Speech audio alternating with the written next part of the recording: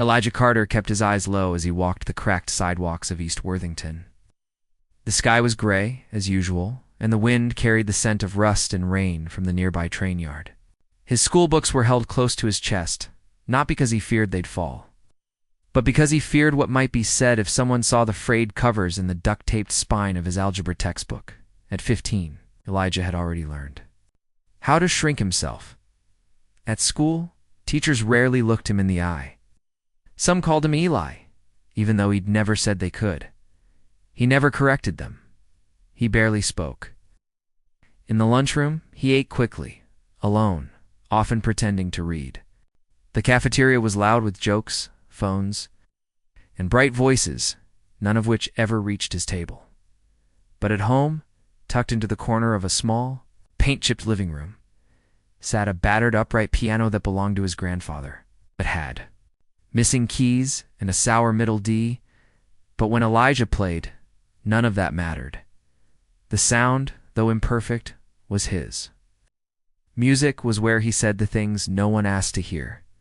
Every night after dinner with Grandma Vi, he'd sit and play for an hour. He didn't know how to read sheet music, but he knew feeling, and he knew what pain sounded like, what hope sounded like. He had taught himself to speak in chords when the morning announcements blared from the dusty speakers in homeroom and mentioned the annual Winter Talent Assembly. Elijah didn't look up. He never imagined being on a stage. But that afternoon, as he passed the poster in the hallway, sign-up deadline. Friday, his feet slowed. Something flickered in his chest. He couldn't name it, but it hummed, like a note held quietly too long. By Friday, it grew into a decision. He waited until the hallway was empty after last period. The sign-up sheet hung from the corkboard beside the main office. Only a handful of names were scribbled on its singers. A dancer, a magician named Time Magic. With a hand that trembled slightly, Elijah took the pen on its string and wrote, Elijah Carter Piano. He didn't see the tall figure in a navy suit watching from inside the office. Principal Gerard Whitmore stood with arms folded, his mouth pressed into a hard line. He leaned slightly to the secretary beside him. That Carter boy, he said, voice low but sharp, is trying out. The secretary shrugged. Seems so. Whitmore exhaled through his nose, smirking as he turned away. Elijah didn't hear any of it.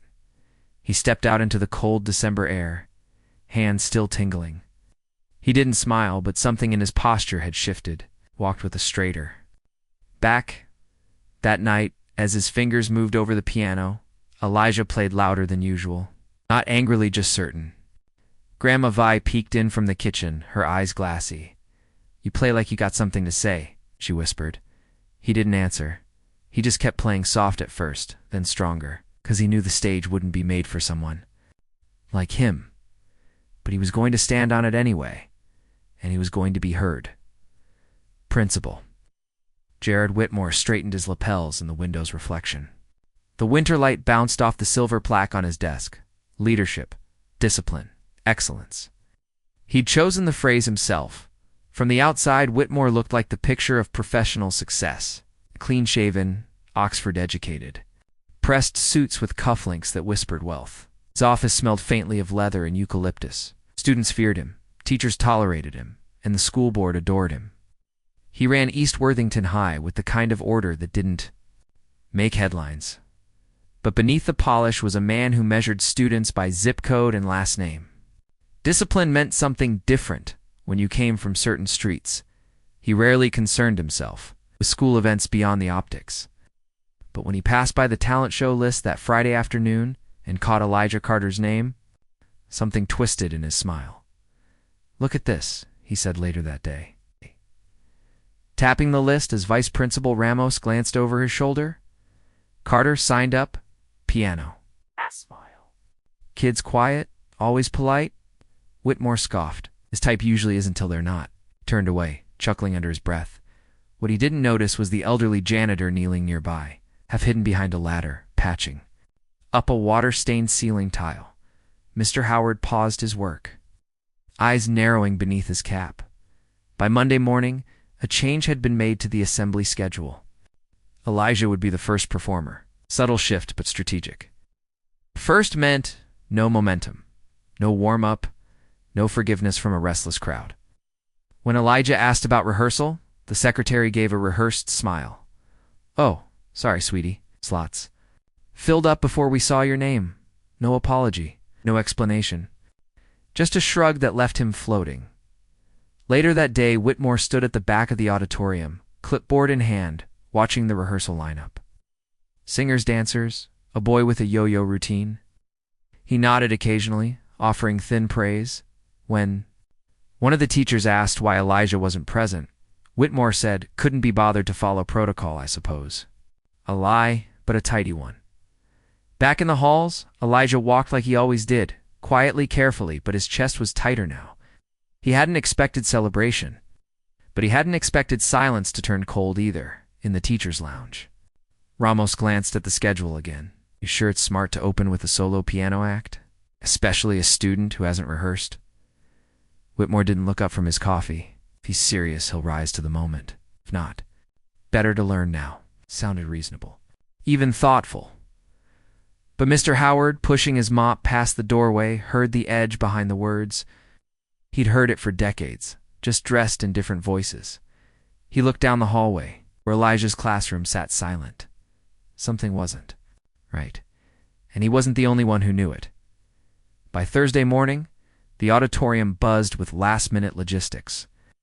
Teachers scurried with clipboards, the tech crew tested the lights, and performers practiced in corners.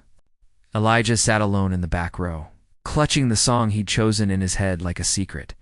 He hadn't touched a piano at school, no rehearsal, no run-through, no second chance. At lunch, he was called to the front office. Principal Whitmore wasn't there, but the secretary, Miss Duval, smiled tightly, as if she were afraid of her own message. "There's been an update," she said. "Mr. Whitmore asked me to remind you that formal attire is required. That includes dress shoes. No sneakers on stage." Elijah stared at her. "I know one told me that before. I'm telling you now," she said, still smiling. "No exceptions." Were other kids wearing Converse and boots and the promo posters taped on the walls? He'd seen them. No one else had been told this. No one else had been summoned. But he knew better than to argue. He walked out of the office stiffly, his face burning. Students milled around the halls, laughing and rehearsing lines. One boy gave Elijah a once-over and smirked at his worn sneakers. The floor beneath him felt too bright. By the time he made it home, his breath came in short, angry bursts. He slammed the front door harder than he meant to. "Eli," Grandma V's voice floated in from the kitchen. "That you, baby?" He dropped his bag on the couch and didn't answer. She came around the corner, wiping her hands on a dish towel, and paused. "What happened?" He looked down. He said, "I can't play if I don't have dress shoes." She blinked, slowly. "You mean, how they tell you this?" "Yeah." His voice cracked. They knew what they were doing. She studied him, her grandson, standing with his shoulders curled and his hands balled into fists. Ow. Then she nodded once and turned without a word, disappearing down the hall. He heard a closet open, then a drawer, then the soft sound of a cardboard box sliding across a shelf. When she returned, she held it in both hands, the lid trembling slightly. "These were your granddaddy's," she said, setting the box on the coffee table. "Wore 'em every Sunday." Even when the soles started peeling, Elijah opened it. Inside sat a pair of worn black leather shoes, cracked at the sides, the laces frayed.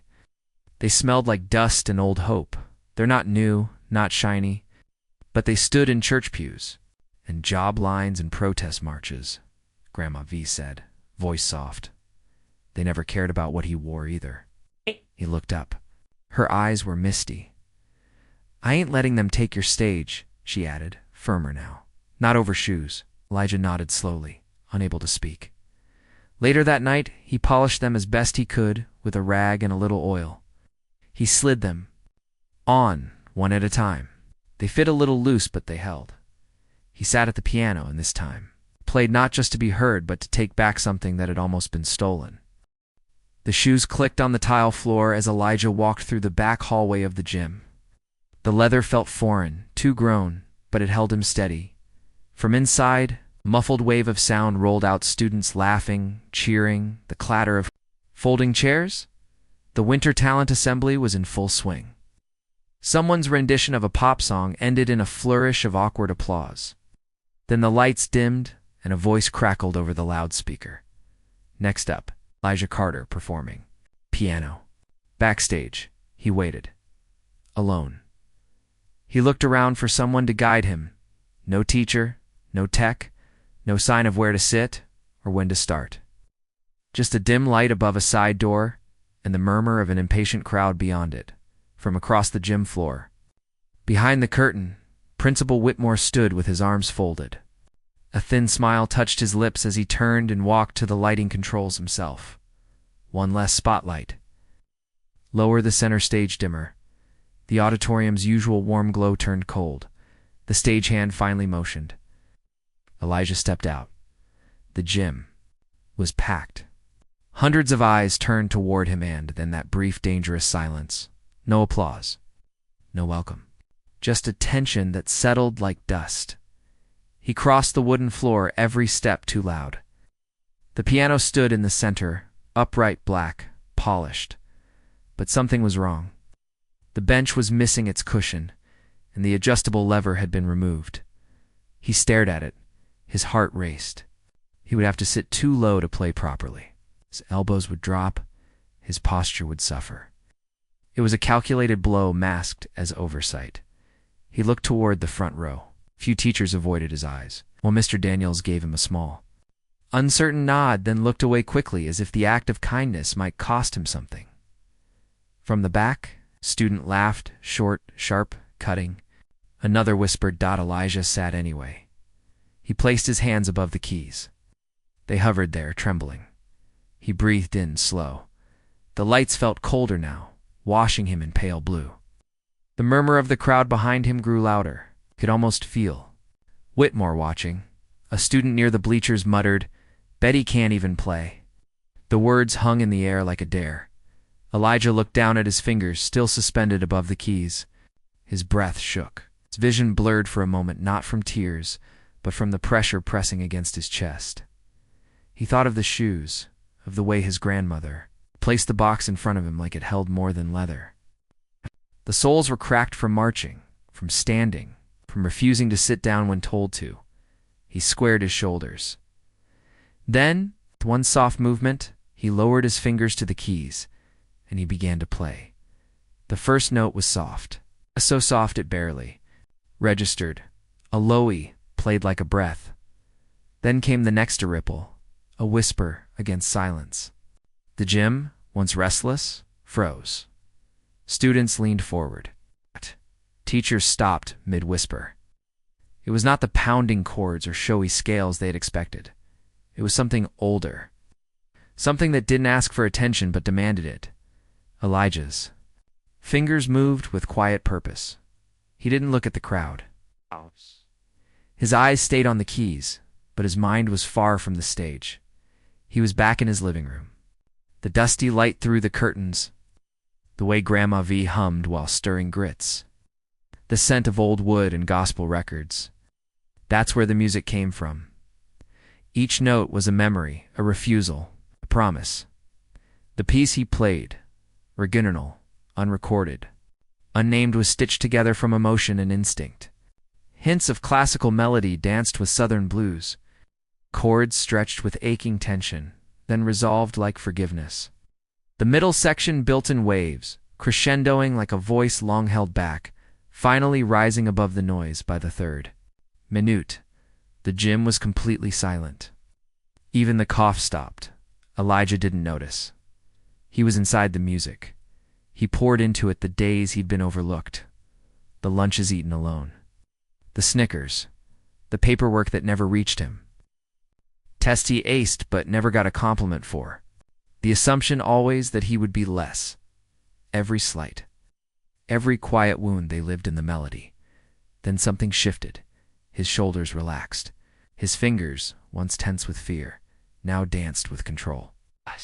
He wasn't surviving the performance anymore, he was owning it.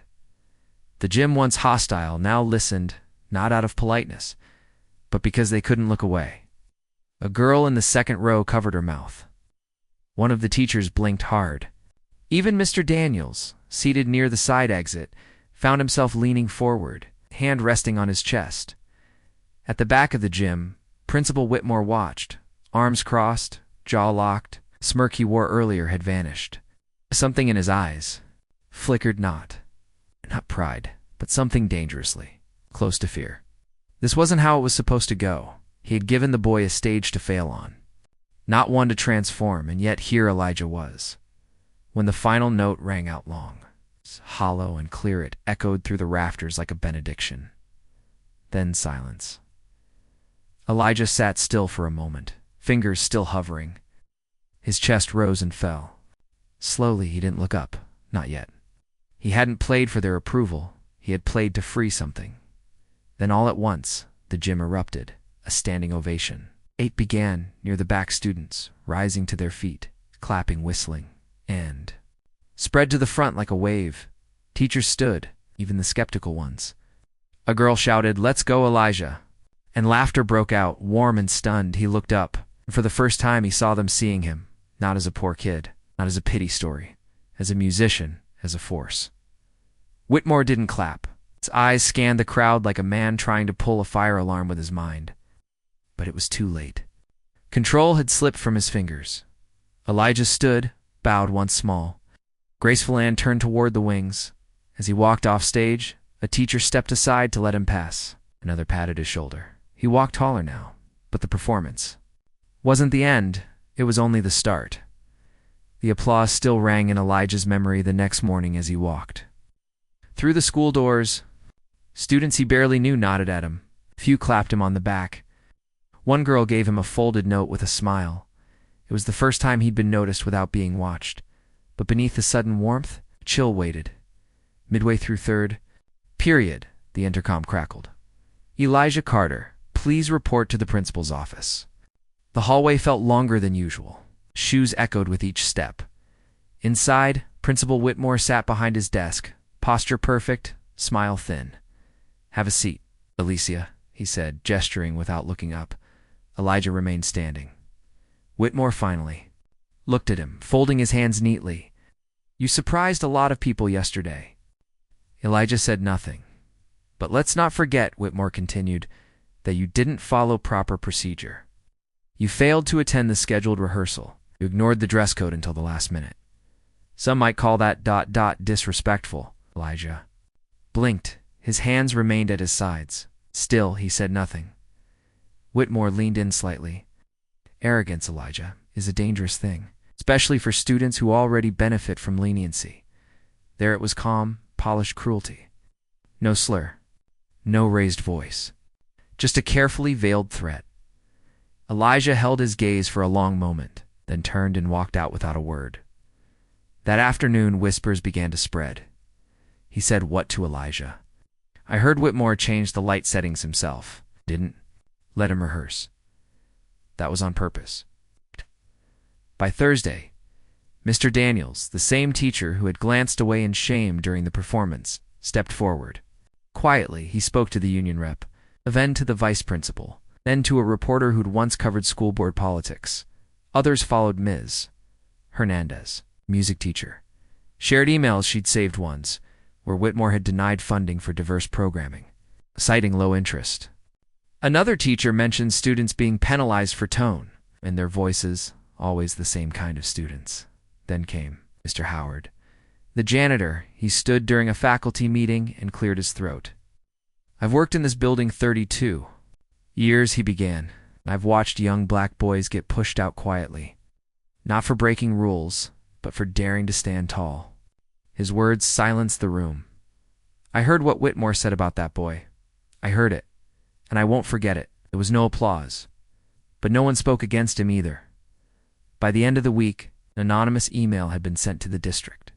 Attached were statements, timelines, and 2 years' worth of notes Mr. Howard had quietly kept. The silence that had shielded Whitmore for years was unraveling. Elijah, meanwhile, kept walking the halls the same way, quiet, composed. He didn't join the murmurs. He didn't gloat. But something in his posture had changed. He wasn't hiding anymore.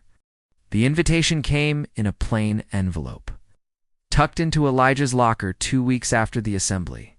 City Youth Arts Recital featured pianist Elijah Carter. No contest, no audition. Someone had seen the video a student had recorded it and posted it online. Within days, it had spread far beyond the school gym. A boy alone on a dim stage, turning silence into music. Elijah held the letter in both hands, his fingers trembling. For a moment, he simply stared at it. Then he smiled. Small. Real. The recital took place in a grand auditorium downtown, polished floors, velvet seats, real stage lights. Grandma Vi sat in the front row, her hat tilted just right. When he walked on stage, she clutched her purse tight and whispered, "Stand tall, baby." He did. This time, there was no trap waiting. Just a piano, perfectly tuned, and an audience ready to listen. He played with no fear. He played with memory, with resolve, with the knowledge that this stage had been built by those who'd been denied one. Back at East Worthington High, Principal Whitmore submitted his resignation. No press release, no ceremony, just an empty office and a closed door in his place. The school board created something new, a student-led diversity and equity board, with real authority to guide events, curriculum, and disciplinary policy. Elijah didn't ask to join. He didn't need to. His name lived in the reason it existed. Now, when Elijah walked the halls, students nodded. Teachers paused, not out of pity or surprise, but respect. He still didn't say much. He didn't need to. But when a younger student stopped him, one morning, and asked, "You really played through all that?" Elijah finally answered. "Yeah," he said. And for the first time, he didn't shrink at all.